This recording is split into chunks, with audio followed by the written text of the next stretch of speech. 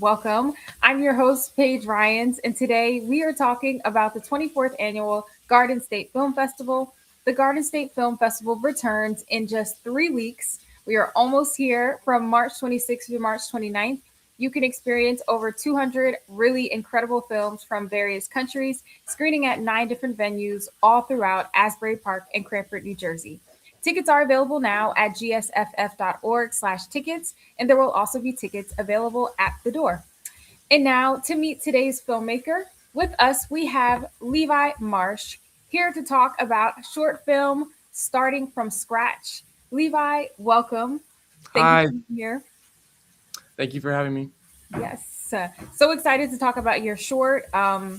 It's really, truly incredible. I'm excited for audiences to experience it. I know I gave kind of a brief introduction, but if you wanted to just share your role with the film, and then we'll jump into what the film's about.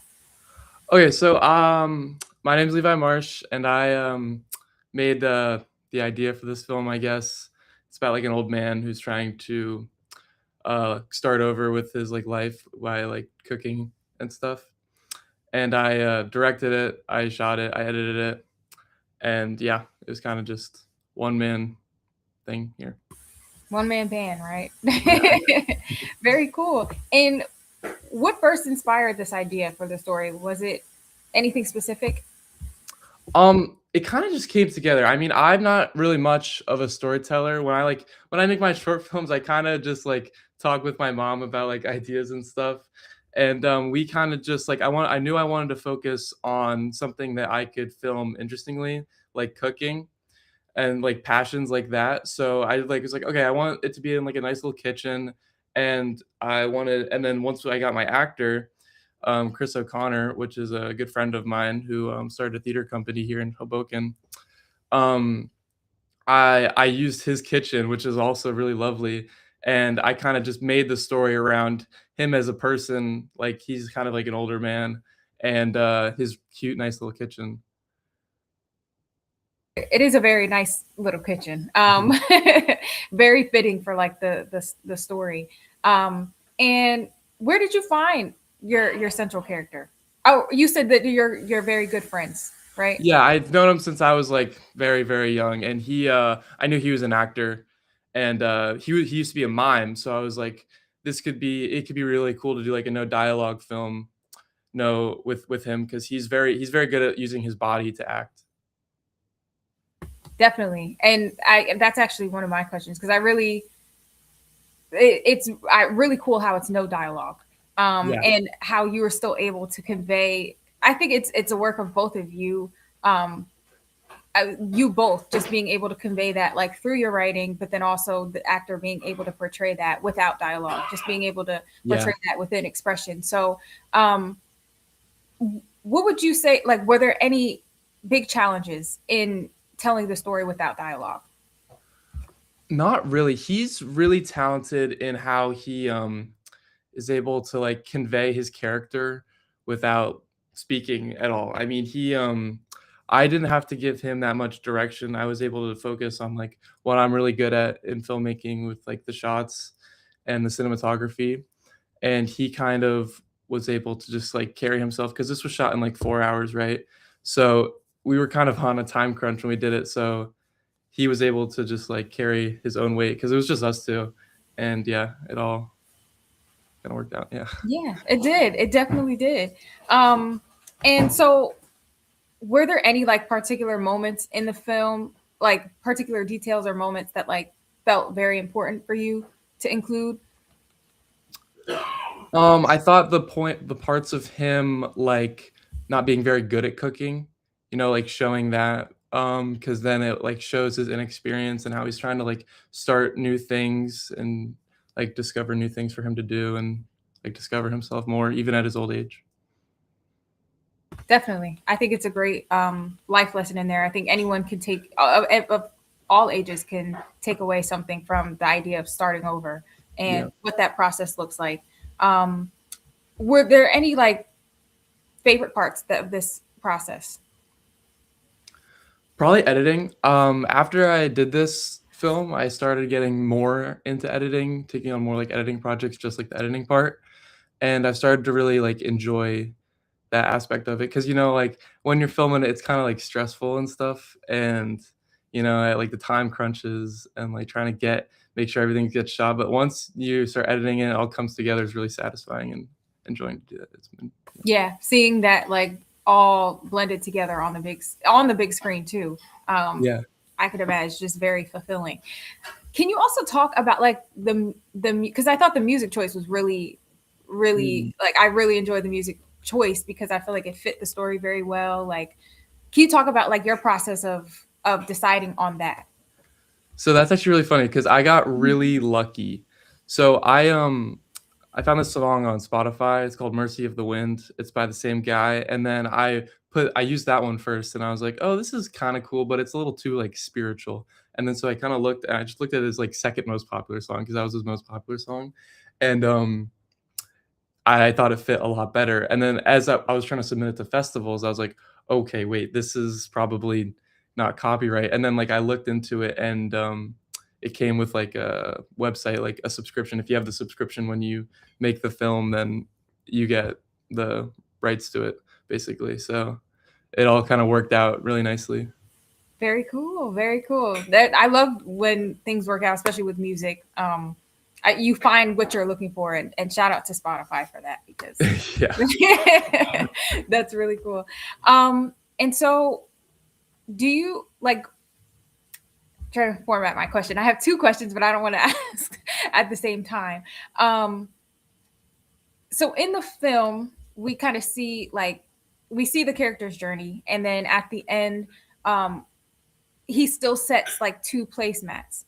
Yeah. And I think that that's a really great theme because it intertwines like moving on, the process of moving on, but still like it's okay to not move on so quickly. Like it's okay to hold on to that dear moment or anything like that. So did this, through that process, I guess did it change the way that you thought about like new beginnings or anything like that? New beginnings, grief. Interesting. Um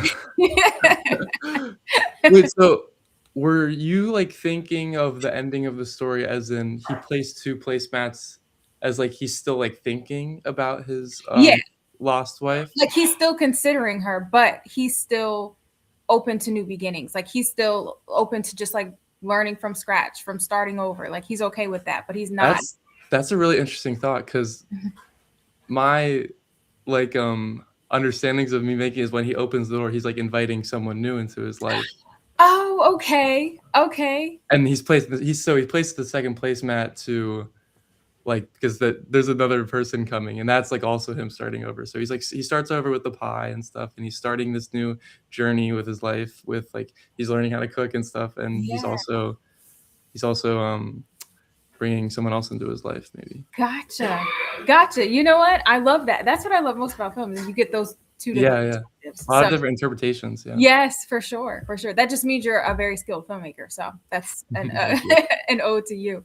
Um, and would you say there was anything that you learned about yourself through this process, whether your filmmaking style, your writing style, directing? What I kind of learned is, like, I like well, there's 2 things here. I like, I like more, like, subtle things, like, before I made this film, I was kind of, like, thinking more ambitious about things, but, like, when I was making this, I, um, I really enjoyed after the fact, like, oh, I really like how I didn't really intend it to be, like I intended this to be subtle, but, like, I Mhm, didn't intend to make movies, like, this subtle. mhm. But so I'm, like, kind of figuring out that I, like, enjoy that. Okay. To do stuff like that. And then also, I also understood, like, how important it is to have a good actor, right? So, like, I've after that, I was like, "Okay, what am I gonna make next?" Right? And I'm, like, making something that's also about this other passion. It's with painting, so I got a painter to do Mhm, it, right? mhm, And, but he's not an actor, and I didn't realize the skill that Chris O'Connor had with being able to basically direct himself mhm. and like, manage, like, his own directing because Yeah. like it's like really challenging and yeah. It's that different. Yeah. Yeah, it was very different these 2 experiences I had. So those were 2 Very things. Yeah. cool. I think that's just like the natural flow of the process of filmmaking is you're just constantly learning, Yeah, constantly, yeah, you know, see what you would do next time, what you might not want to do next time, or anything like that. So, yeah. that's very cool.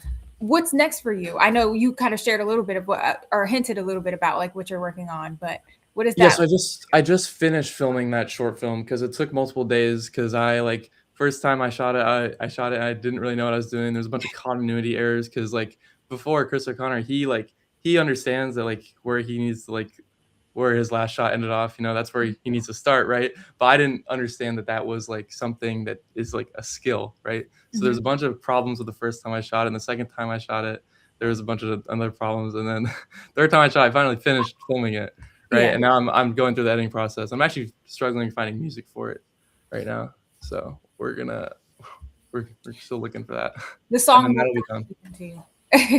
It'll and come to then you like the other song came to you, right? yeah, hopefully. That's what I'm waiting for. Yeah.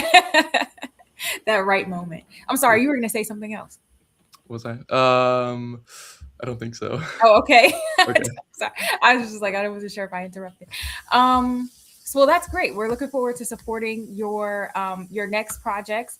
And I do have like one just general question, kind of like a general question just to like conclude. But like, what would your advice be for someone who is starting a new chapter, starting over, starting a new Mm. anything in life? Um, just to, like, try to to do it. I don't really know. I'm kind of young. This movie was kind of like the story, like how it worked out and how mature it is, kind of like worked out through the people I worked with like my mom and this amazing actor, and they have all the wisdom. I kind of just filmed it and edited it. So Well, listen, you have a great team of people that were able to like convey this message very well. So um I think there is something that people can take away from this. yeah, Whether young or experienced in life. So, thank you. you're welcome. And my as we come to the end, my last final question for you is: will you be joining us in person for the festival? I think I am. I believe I am. Yeah. Okay, awesome. Well, we look forward to seeing you in person. Me too. And for our viewers, you can check out Starting from Scratch screening on Saturday, March 28th at the Berkeley Continental, Block BC 24, between 9:30 a.m. and 11:30 a.m. And again, for our viewers, we will see you at the Garden State Film Festival. 200 films from various countries screening at 9 different venues throughout Asbury Park and Cranford, New Jersey. You can get your tickets now at gsff.org/tickets. And once again, Levi, thank you so much for being here today. Thank We you for truly inviting me. appreciate it. You're welcome. And we'll see you at the festival. You too. Bye bye. All right.